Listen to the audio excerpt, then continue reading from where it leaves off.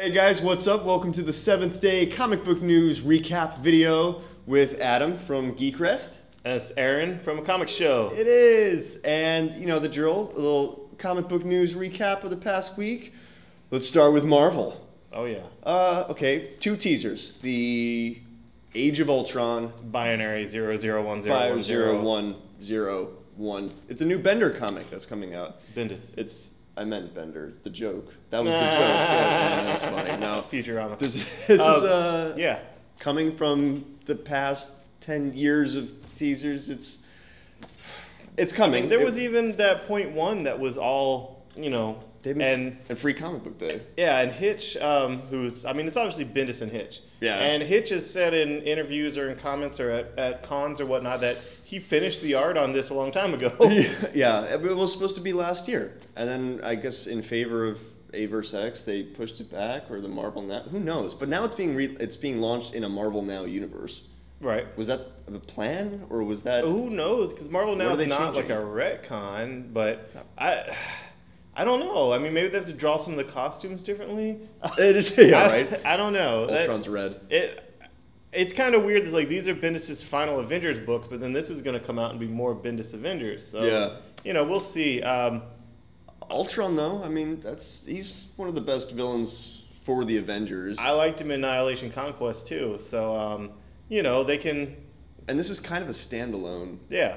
Title. So, but you know Marvel's deal with the movies and stuff like that, especially Bendis on Guardians of the Galaxy and everything. I feel they're trying to gear more towards movie audiences, right, in the sense that they can buy it, they can believe it, they can understand it easier. So, and if Ultron's going to be a villain in the movie, like maybe in the third movie, they'll have this ready to go to sell as a collection. Ant-Man and S.H.I.E.L.D. and all that jazz.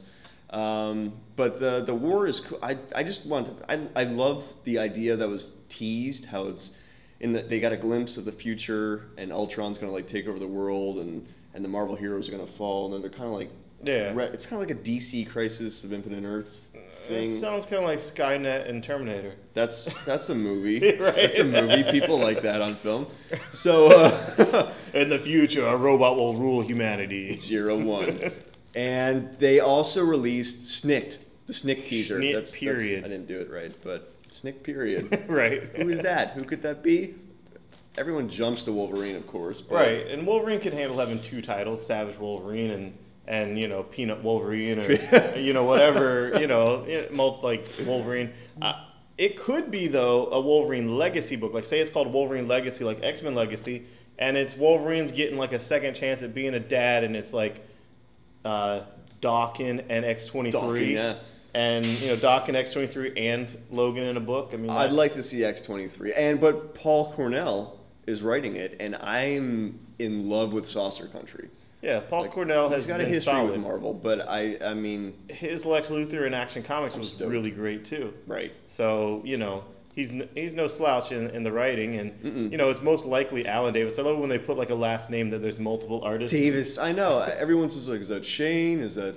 If we didn't personally know Shane Davis, we would that would have been because he did leave his DC exclusive. So right, but no, Alan Davis, most likely. Which it's a great team up. I think that's cool. Yeah.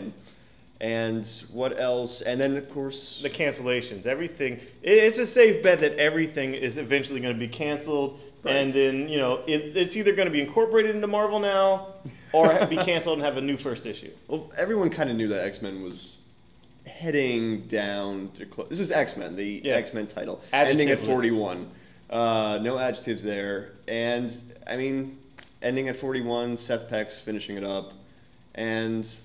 It's been going down a little bit. I thought it's just another X-Men book. Like, as far as up or down, I mean, it started, in my opinion, kind of like weak with the whole vampire mutant things. Like, I didn't really care about that.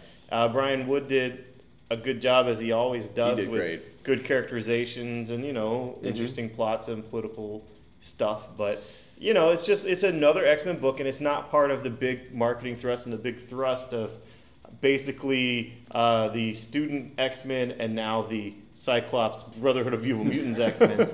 And that's where the interest is, that's where, Yeah. So. And I know the storyline where they're wrapping up is Seth Peck's like, Storm is kind of taking the lead to find new members. So maybe that could jump into another book. And if you read the all-new Bendis #1, Storm is totally leadership role. Like, yeah, she's like awesome. They're like, oh, we need to go take on Cyclops, and he can't be calling himself X-Men. And Storm's like, no, we don't. That's a mutant civil war. Civil wars don't work out for us. And we just had, our schism, and we just had A versus X. Let someone else deal with this. It's not our problem. We got a school to run. Yep. Storm is perfect second runner.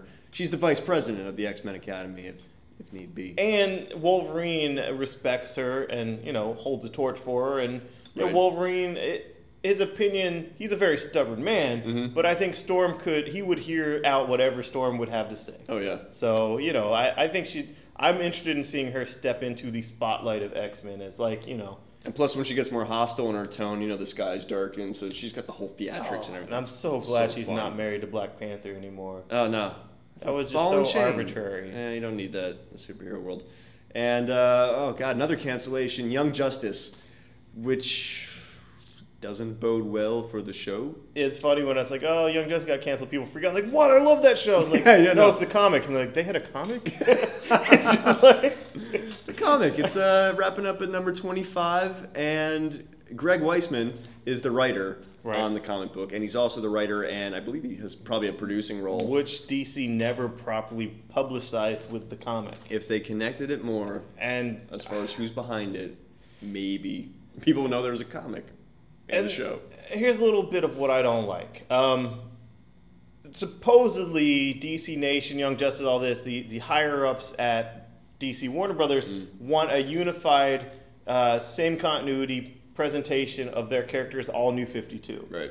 And Young Justice is so freaking brilliant and did what New 52's goal was way better than New 52 did, that I think that Young Justice should be the template for New 52, not get rid of Young Justice and replace it with New 52 TV programming. Only thing I can think is that they're taking it away to bring it back in a more, like you said, though, why, if it's not broke, don't fix it. Right.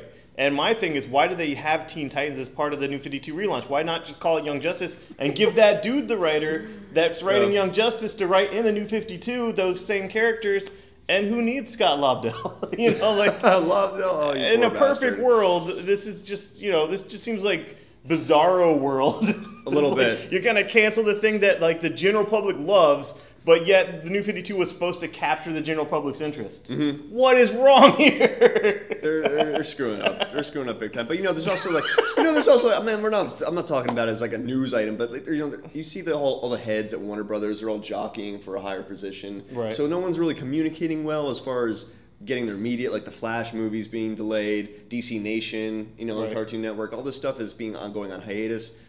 But there's no official announcements saying what's going to happen, what's going on. Everything's just stalling and hanging in the air. So there's a lot of stuff behind the scenes that I feel, if they don't say anything, we just make up our own stories about what's happening, and it's all bad. We don't know what's going on. We just know shows are getting taken away, and it doesn't make you optimistic. It doesn't build momentum, and it doesn't build a fan base and get that fan base enthused. You know, it's just tuning into Marvel now, even with their delays. Waiting. And what else? Briefly, movie stuff. Thor. I just mentioned it because all the set photos are coming out, and people, if you want to get in the know of characters, Malekith the Accursed, and all these set photos coming up in London. They look cool. That's it. That's pretty much it. They look cool, and the movie's going to be good. The movie's going to be good. I like that after Avengers came out, you don't really see those fanatical weirdos when things come out for these Marvel movies. Like, this looks stupid, this is going to suck, this is going to be awful. It's like that insane fan base that wants to instantly pick apart any trailer or image or anything, just kind of would be ostracized now after Avengers did so well. I know. Yeah, there's not a lot of nitpicking. They're they're focusing on, RoboCop and all that jazz. And even some of the Iron Man stuff, and it's just it is weird, the Iron Patriot, not Iron Patriot, War Machine, whatever, but we've had 2 great Iron Man movies. This one's going to be good too. Shut up. Yeah. I remember back in the day, I was excited when I saw War Machine was going to be in it. And now I see Thor coming, and like I said, Malekith, and what's his name, Algrim, and all these characters like throwing in there, and I'm like, oh, that's just awesome. They're opening the doors on everything. I can't believe I'm seeing these characters on the big screen. Right. And when I see set photos of them, I'm not complaining. I'm not in that pool of people because I want to see Beta Ray Bill show up in Guardians of the Galaxy. That's what I want. That would get me off. Could happen. Like at the end of that movie, you know, like how Thanos was the setup. Like Beta Ray Bill's like, we need to go to Earth. I have a friend there who is similar to me, but not a horse face. And I'd be like, oh. Watch that happen. In 3D. Watch it. They'll make $1 on it. And lastly, I never talk about video game stuff. Never. But Call of Duty Black Ops 2 came out this past week. And Halo 4 came out this last week. It's a big gaming month. Wii U device comes out next week. Black Ops 2 sold $500 million worth of the game in 24 hours. Now, to put that in perspective, I mean, do you need to put that in perspective? That's huge in 24 hours, 500 million. Yeah. I mean, The Dark Knight Rises came out in the past summer. Domestically, since its release, it's made like 400. It's made less than 500. It hasn't made that yet. That's insane. I mean, granted, these games are $50 a pop, and everyone. I mean, I don't buy it. I don't play it, but that's insane. I just games aren't really pirated yet, you know, like not really as much, you know, like not mainstream, like not like I don't know. No, not like downloading a movie. Certainly not like that. Right. But I don't want to sound like a technological dumbass. I'm just saying like mainstream to impact sales that greatly. But I heard, and this is my peripheral thing, I heard like there's a cameo with Jennifer Petraeus in Call of Duty. Like, seriously. What? I know there's Thor's hammer. No, but I think they should do some downloadable content with him and just have it like Call of Booty. Man. You know, like, instead of like, you know, keeping our ambassadors safe, he just like goes and gets some hot ads. That would be hilarious. Call of Booty. I don't know if the... All up in. Sorry. Now I would bootleg that game. Now downloadable content. That's funny. Petraeus. Oh, god damn it. But just, you know, with $500 million, I just wonder like how much the landscape's going to change 5 years from now. I have nothing to speculate on, but that's just...